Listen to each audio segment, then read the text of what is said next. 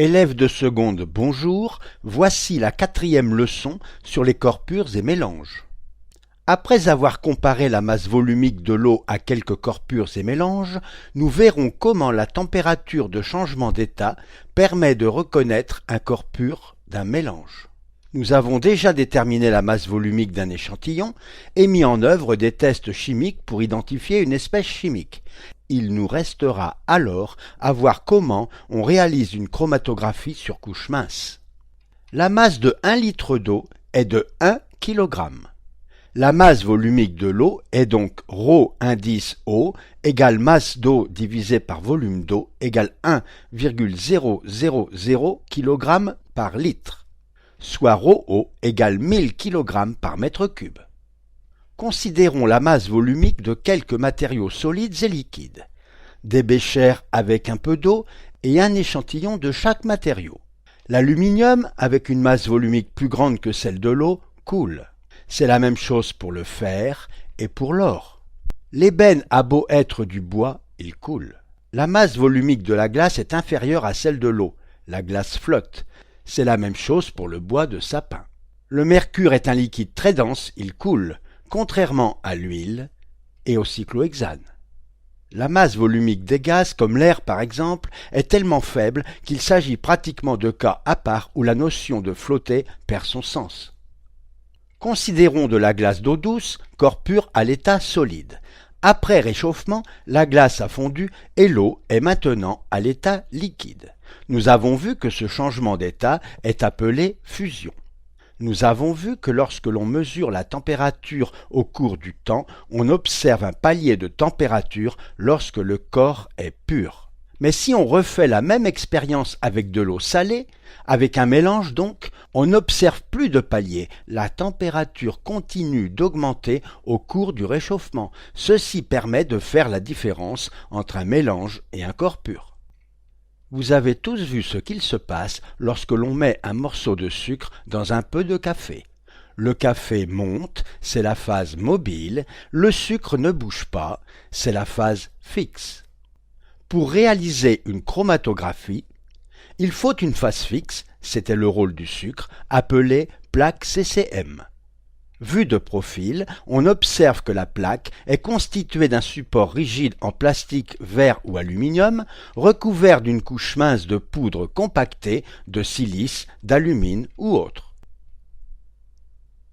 Pour réaliser une chromatographie, il faut également un récipient appelé cuve à chromatographie, dans laquelle on introduit en très petite quantité la phase mobile, c'était le rôle du café, appelé éluant. Il ne faut surtout pas oublier le couvercle, une première raison étant que l'éluant est un produit très volatile.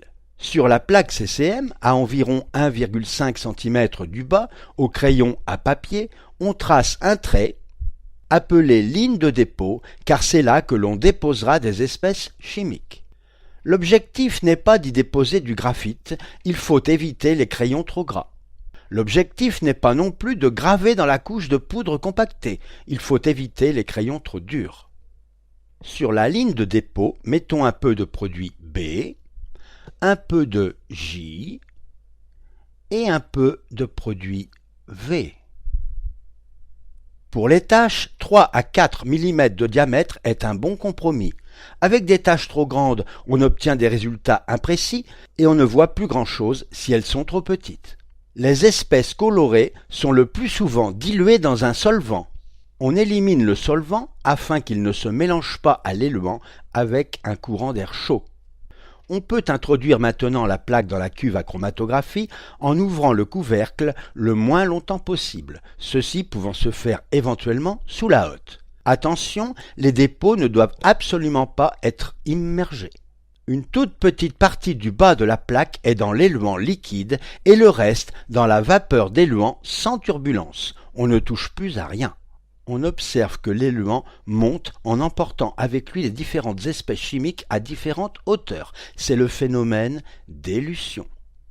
Alors on laisse éluer, et lorsque l'éluant a parcouru à peu près les 3/4 de la plaque, nous pouvons sortir la plaque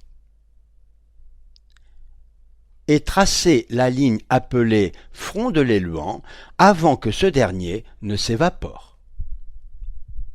On observe que B donne deux taches.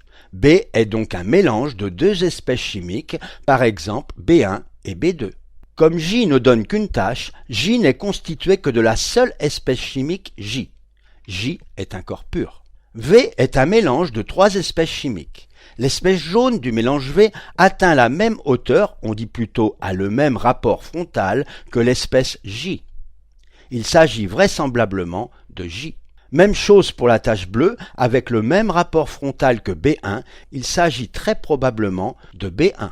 Il n'y a pas de B2 dans V, mais en revanche, une espèce verte que l'on nomme V1 par exemple, même s'il n'y a pas de numéro 2. Disons deux mots sur le rapport frontal que nous venons d'évoquer, même si cette notion n'est pas expressément au programme de seconde. Le rapport frontal de l'espèce E, RF de E, est égal au rapport de la distance parcourue par l'espèce E par la distance parcourue par l'éluant. Le numérateur est en centimètres, le dénominateur aussi, le rapport frontal n'a pas d'unité. Comme les taches ne peuvent pas monter plus haut que l'éluant, elles parcourent toujours une distance inférieure. Le rapport frontal est donc toujours inférieur ou égal à 1. Par exemple, entre la ligne de dépôt et le front de l'éluant a parcouru la distance grand H et l'espèce J, petit h de J. Le rapport frontal de J est donc égal à petit h de J sur grand H. Même chose pour le rapport frontal de B1, petit h de B1 sur H, etc., etc. Ainsi, dans le cas présent, on obtient rapport frontal de V1, RF de V1, inférieur à RF de B2, inférieur à RF de B1, inférieur à RF de J, inférieur à 1. À l'origine, on appliquait la chromatographie uniquement à des substances colorées, d'où son nom.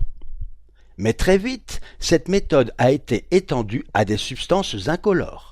Avec des substances incolores, on procède comme précédemment, dépôt des produits A et B, séchage, le solvant s'évapore et les taches ne sont plus visibles. Mais ce n'est pas grave, on introduit la plaque dans la cuve, on laisse éluer, voilà, on retire la plaque, on repère vite le front de l'éluant avant que la plaque ne sèche. Contrairement à la chromatographie avec des espèces colorées, on ne voit aucune tache. Il va falloir révéler. Nous allons voir trois façons différentes de révéler. Pour révéler les taches avec des ultraviolets, il faut une lampe UV. Une fois allumée, il ne faut pas tenter de regarder la lampe directement. Les taches sont maintenant parfaitement visibles. On observe que B est un mélange de 5 espèces chimiques, que A est un corps pur et que B ne contient pas de A. Sur cette plaque spéciale sensible aux ultraviolets, les taches ne sont visibles que lorsqu'elles sont éclairées. C'est pourquoi on entoure les taches pour repérer leur position dans l'hypothèse d'un travail ultérieur, par exemple des calculs de rapports frontaux qui se feront sans cet éclairage. On peut également révéler avec une solution aqueuse de permanganate de potassium. Il suffit d'y plonger la plaque 2 ou 3 secondes. 1, 2, 3, et voilà. Il faut d'abord sécher la plaque avant de faire d'éventuelles mesures. On peut aussi révéler avec du diode. Dans un bocal, on introduit un peu de sable et quelques cristaux de diode. On introduit la plaque,